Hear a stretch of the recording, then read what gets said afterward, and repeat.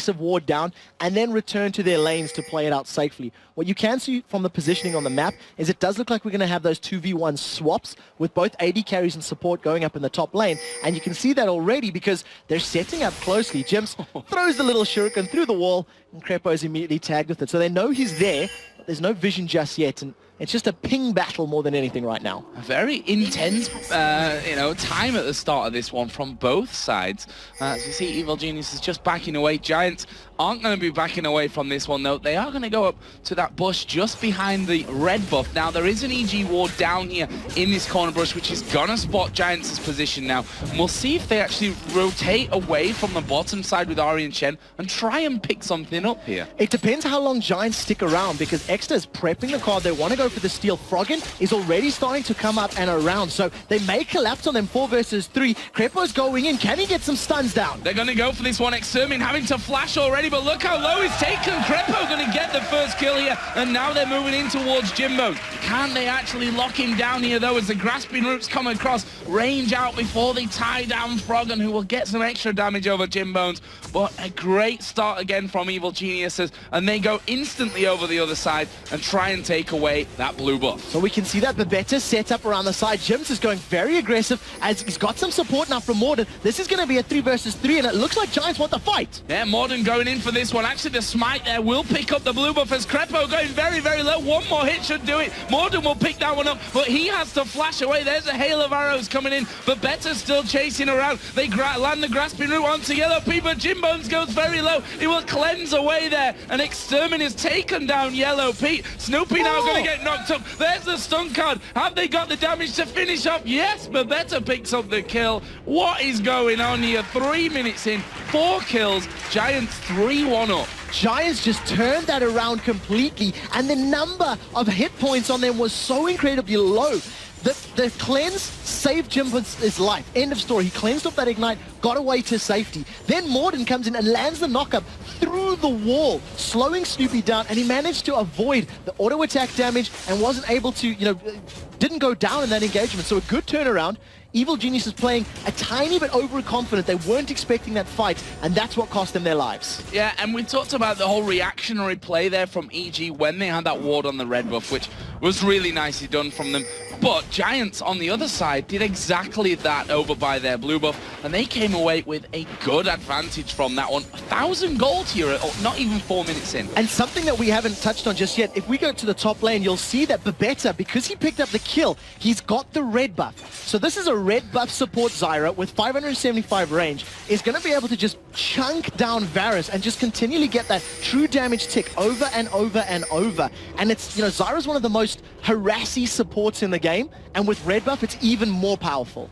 Surprised that Morden went over to red buff there, considering the fact that he's got the red buff on and his support's got a red buff on, so they knew it wasn't there at the end of the day anyway, but he's still quite happily taking away a little bit more of the enemy jungle here, and we'll see what effect Babetta can have. If we think back to yesterday's game against Dragonborns, they had a real tough time, the AD carry and support of Jimbones and Babetta against Hosan and Moveit's aggression. This time around, though, they're the ones with the advantage there, as Froggen going very, very deep onto Extermin, going to get stunned up here. The wild card's actually missing, and the push comes in onto the top as well. Babetta taking a lot of damage. Crepo going to be forced away, and that red buff keeping him slowed right down.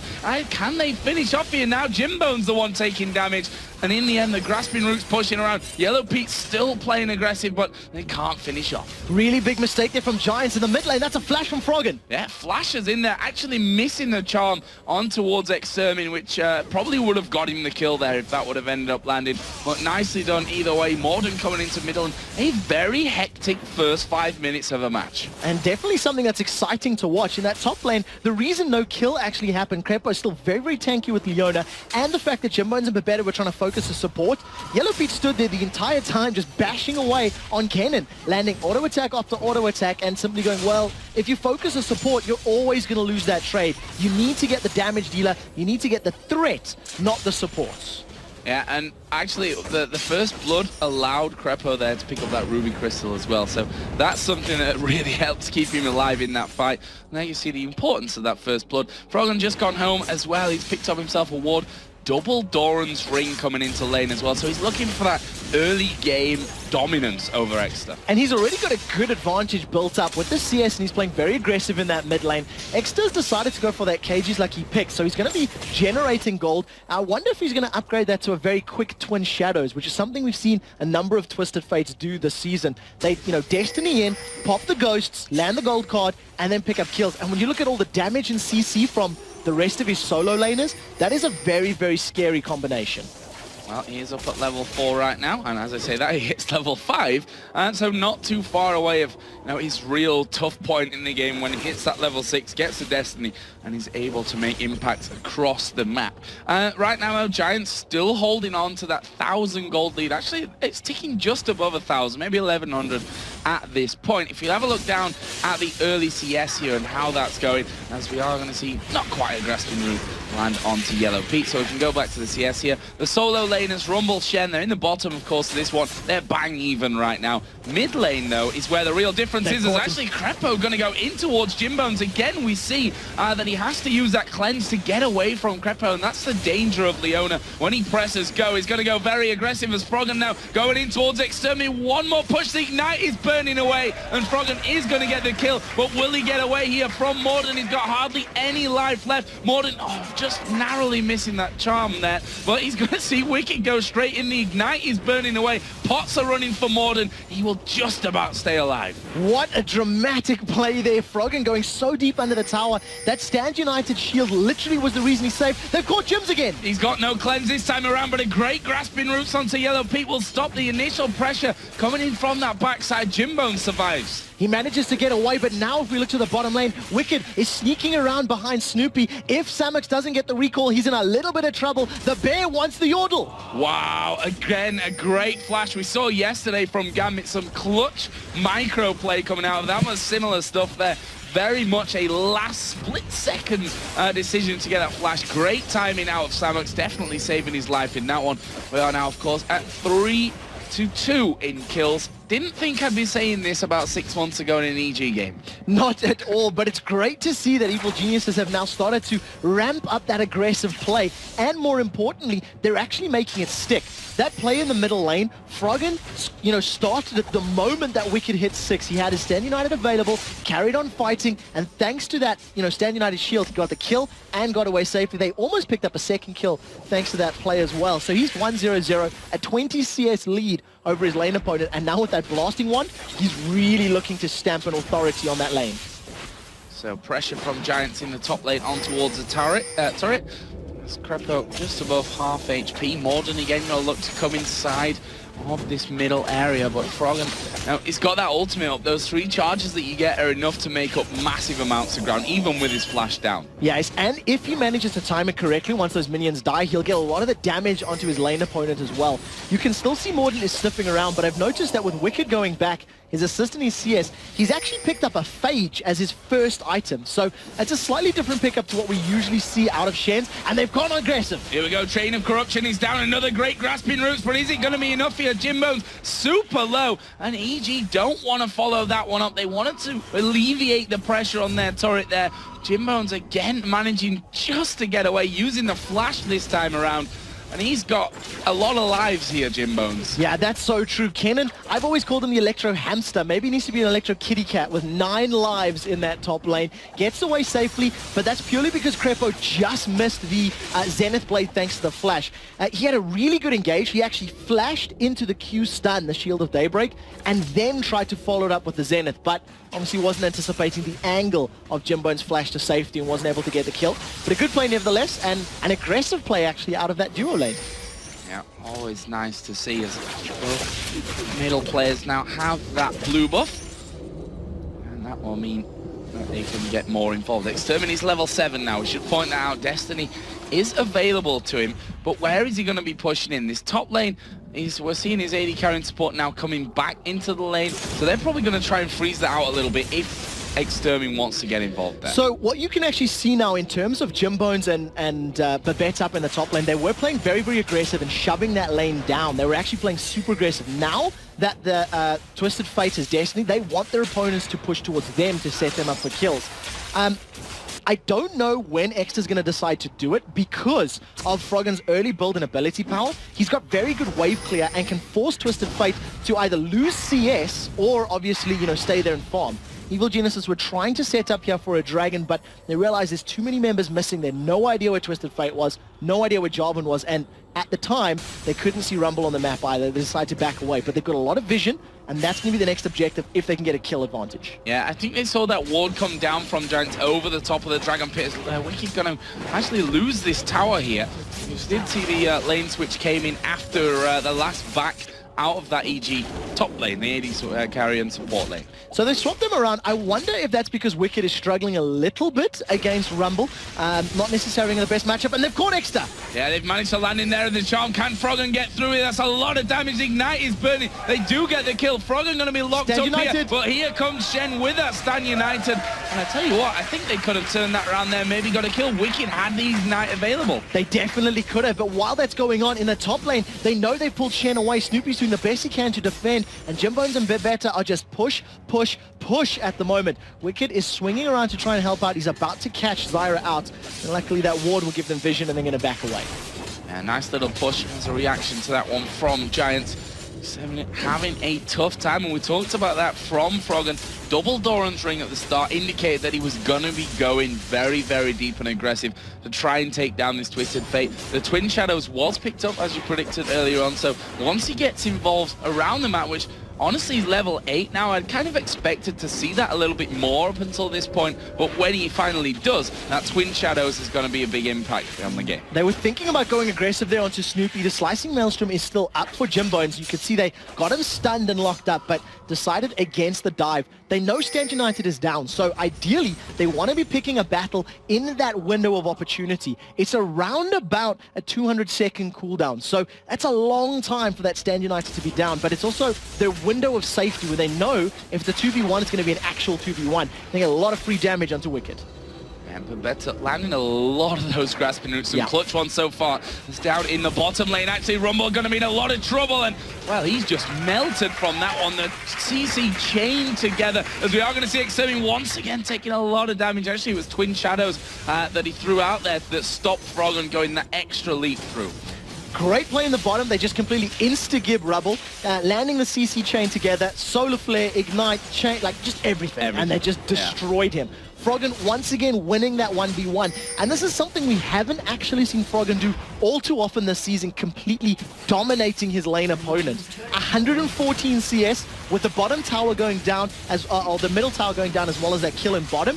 It just means a free dragon for Evil Geniuses. They don't necessarily have the vision that they need, but it's safe because there's no one from Giants to defend it. That brings EG right back level here in terms of gold, but Bebeta and Jimbones still putting pressure down here onto this top lane, and Wicked knows that someone's going to have to come help him out here if he's to hold on to this one. Looks like Volibear will be headed north here on the map as Wicked misses the taunt there on towards Jimbones, which could have slowed down the rate at which they're pushing this one. Volibear is coming in, and that ward that we saw from Bebeta in the jungle earlier on gives a very early sign when someone comes up to help. They're going to see that coming in. This is exactly what they were doing when they were pushing the top lane earlier during the laning phase. They had full vision of the river and the tri-bush. They knew everybody that was coming in, and they've got enough counter-initiates to back away to safety. So it was a very, very good play. Now, the two members of Giants are just going to try push down this bottom tower. Yellow Pete may get there in time to pick up some CS, but it does look like that tower will go down relatively soon. Yellow Pete has drunk that elixir of fortitude which he's had from much earlier in the game. He used that when they picked up the kill on Rumble, so he's got that temporary power boost for the next couple of minutes. Yeah, Blade of the Ruin King added in for both of the AD carries at this stage of the game as well. We talked about Wicked's Phage being picked up now. We see the Haunting Guys as the Solar Flare comes down onto Samax, but in the end they don't follow on. No, not at all. Now, Solar Flare's on a relatively short cooldown, so it's not the end of the world if you throw that out. It's about a minute and a half or so before it'll be up and available again. And it's something that if you are playing Leona, make sure you try it. Set it up. If you get a good stun, you can follow it up with the rest of the CC and pick up some kills, especially when you got Varus who's got the percentage HP damage. Yeah, definitely a CC train that a Leona Varus has there. You're not going to get out of it, even if you've got a cleanse, which is the sad thing at level 6. And look at Froggen here, going very aggressive on towards Jimbones. Actually goes back in there right at the last second. The slicing Maelstrom finished off. There is a flash taunt, and Babetta is in all kinds of trouble now. Surely going to be finished off. He lands a grasping root. Won't be enough. Meanwhile, down at the bottom, ironically, we see Morden coming in. Twisted Fate going to get involved as well. So forget bottom as Froggen gets shut down by Jimbones. He came back in afterwards. In the bottom lane, actually, Samox took down Crepo, but Yellow Pete picked up the kill onto Samox as well. So 2 kills for 2 at the end of the day. Evil Genius is pushing the bottom lane, while Giant's pushing the mid lane. Morden eats a taunt and a couple of turret hits to slow down that pressure. But good Destiny usage from Exter. It's the first time that we've actually seen him use his ultimate, and he did manage to pick up a kill, so he'll need to continue doing that as this matchup continues. Advantage Evil Geniuses because they got the second tower, whereas Giants did not. Push that lane right out as well, but both Snoopy and Yellow Pete decided not to go any further with that. Let's have a look at some of the item pickups here, because Ari has just finished that Abyssal Scepter. So it's obviously magic resistance to help out against the likes of Zyra, as well as Twisted Fate, as well as Rumble, and obviously the benefit of removing that magic resistance of your opponent adds all of that extra damage. The one thing that we need to keep a very close eye on is the synchronized swimming team of Froggen and Wicked, because every single time their ultimates are up and available, they dive onto the same target. Now, Crepo is trying to jump in here behind Cannon. Jimbones has some ultimates, has his Lightning Rush available in the second and Cleanse, so I don't expect him to go down, but he's decided to recall. He may get caught. Yeah, there's a ward down from Froggen. They're going to go in here for Jimbones. Can he escape the bear? No, he gets flung back. Charm will actually miss that, but they clean up a kill. An easy 3-on-1 there for EG, but good reactionary play. There was no vision in the river there, so Jimbones had no idea that Crepo was coming up from the river to set that one up. He thought he had time to recall away from Ari, but obviously had no indication that Crepo's Leona was there to pick up the kill. So 2 members of Giants now trying to defend this top turret, and wisely EG now with no vision of the Tribush area and the Blue Bush area decide, let's not stick around, we could be collapsed upon. Trinity Force finish there as the first item for Wicked as well, so he's going full on that one. We talked to him, talked about the fact that, you know, early on in the season he earned that whole Brickhead nickname for building a ridiculously tanky Shen in that one. This time, going to be looking to make a bit more of an impact in terms of kills in this game as well with that build. As Yellow Pete and Crepo are again headed up towards his top side, so it looks like they want to get rid of that final outer turret that stands for the Giants. Good thinking though from Giants. They're aware of this aggression and they've actually sent numbers to meet the wave literally the second it gets within range of the tower, so they'll hold that one off for a little bit longer. And the fact that Wicked has gone for that Trinity Force Shen tells you he wants to be a damage threat. He's not happy playing tank and playing split pusher. He wants to be somebody that Giants need to be afraid of, because albeit he doesn't have burst or consistent damage like an AD, if you give him enough time in a fight, he will chunk you down with that passive and those Vorpal blades of his. So, you know, very good pickup. It synergizes very well with his entire kit, you know, the HP, the movement speed, attack speed, etc., etc. Right now, though, Giants, they've pushed out that wave. They're holding this top lane turret. They don't know that there's a pink ward in that bush, so Evil Geniuses have full vision of their opponents. We do see that Destiny is available for Exter, as is Stand United for Wicked. So if a fight happens, you could immediately have those 2 champions joining the party to play.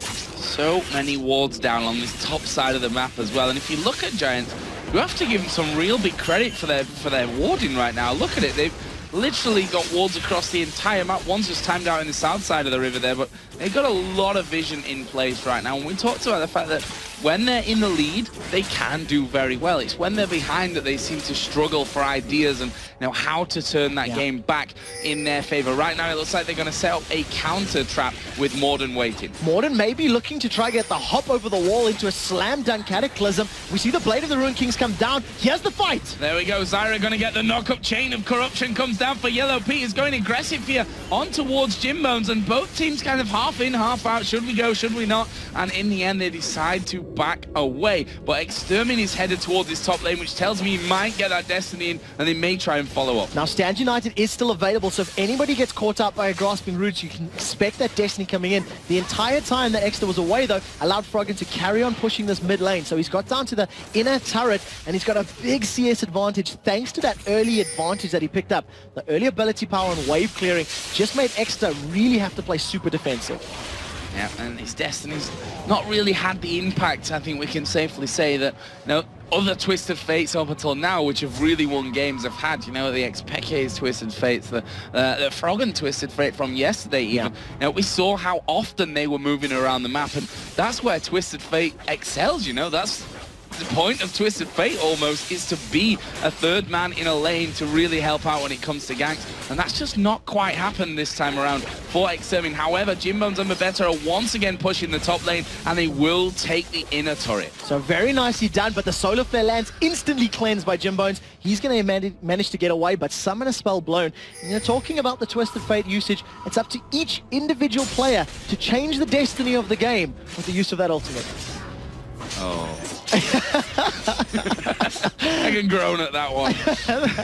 But what we do see, thanks to the tower advantage and some, you know, early game pressure, that initial kill lead that the Giants built up for themselves, they do still have a 2,000 gold advantage. It may not feel like they're in the lead as far as gold is concerned, but it's because they're not making the plays. They're not the ones being very aggressive. They're not the ones picking the fights, as it were. But they are ahead in gold, and that is sort of what matters right now. So, Dragon being started here by Evil Geniuses. There's no Destiny. There's no vision. I was just about to save them doing that, and Destiny is going to get popped. That will reveal the entire EG team. So we'll see right now, Giants are coming in here. They decide not to use any of their ultimates and effectively don't even challenge for that one as the EG ward wears out. But the rest of Giants, they're just going to group up and take a free tower. They'll be happy with this trade. Now, this zoning is very, very good from Giants. They knew that Evil Geniuses had gone bottom side. They know that they've got positional advantage on this middle lane, and as such, you're going to use it to take down a second inner turret of the game here. This is a great call from them. This is something that you almost never see from Evil Geniuses, giving up 2 map objectives like that simply because of poor positioning. Now we see the rest of Giants, they're stacked up as 5 up here in the top lane tower. That was Blade of the Ruined King actually used from Kennen. They want to carry on because Froggen's not here. Froggen's not here. He was pushing that bottom lane. It's going to be recalling back in, and as soon as Giants realize that he's no longer pushing this bottom lane, they will back away. And I have to credit Giants here on the way that they're playing this game. They look very, very coordinated. That was a great, great play, and it was exactly like you said. Thanks to the vision, thanks to the zoning of being 5-man stack above the Dragon, they knew that they had the speed to rush that middle lane, take both of those towers in exchange for a Drake. That's a trade that any team will take any day of the week. And very, very crucially, before that build-up, the Lich Bane was completed for Twisted Fate. So he's got a very nice damage spike. He's got that additional movement speed, and obviously going to carry on running. I also want to touch that Samax has got his Rylai's Crystal Scepter. So the slow from the Equalizer is obviously going to be insurmountable as well. Now, what are EG going to play with the cards that they've got right now? It looks like a mid-push may be the option that they're going to go for. Giants starting to rotate back around from the blue buff that they've just taken to try and defend this inner turret. Kennen off on the top side, actually. And will he get involved? Actually, we are going to see the Zenith Blade land. There's a Chain of Corruption coming in. Zyra ulti is going to knock a lot of them up, but Froggen joins the fight from the side. Krepo has finally gone down, and Kennen stunning pretty much the entire team with this one. The action breaking off left and right, as we are going to see Stan United used, but it won't channel through. Wicked going to fall here as well. What a fight for Giants. Can they get in on towards Froggen, though? Jimbones is trying to chase him down. Extermin is there as well. He doesn't have much mana to work with, and you know that an Ahri with lots of health and lots of mana still could still turn around and do the damage. In the end, Froggen, one of only 2 of EG that survived. Froggen was not there quickly enough, and Giants had the perfect opportunity to engage. They landed a lot of abilities together and managed to pick it up. Samax, he's picked the fight though. He's going to go right in here, but can he put enough damage down here onto Froggen? It looks like yes, Froggen now going to be on cooldowns. Giant and Samax says thank you very much for the kill and for the blue buff. Rylai's Crystal Scepter held Froggen in place. He had no flash, he had no ultimate to dash away. So at the end of that, that's a 4-for-0 exchange, and Jimbone's playing incredibly brave at the front, just relying on that lightning rush to get to safety. But he does, and that's what's important. They pick up those kills, they pick up the CS, they defend the tower, and this is a big advantage for Giants right now. A nice position for them to be in. 5,000 gold almost here. Here's the difference between these two. Jimbones is significantly ahead here in the gold totals. Actually has got almost a 2,000 gold lead over his opposite number. As Samax being chased down. Another great grasping roots coming out of Babetta. Now, Babetta's Zyra is probably the reason that the Giants defeated Gambit, a couple of weeks ago. He is really, really, really good with that champion. He has good grasping roots, he has good ultimates. The previous team fight, I think he knocked up 3 members of Evil Geniuses and zoned out the 4th with just his ultimate alone. And it was comboed with everybody in a Cataclysm. So it just stacks on top of one another and gives you such great zone control. A massive pickup comes from that Jimbone's gold lead, which you mentioned. Infinity Edge completed and the makings of a Zeal. He's very close to having that wrapped up as well.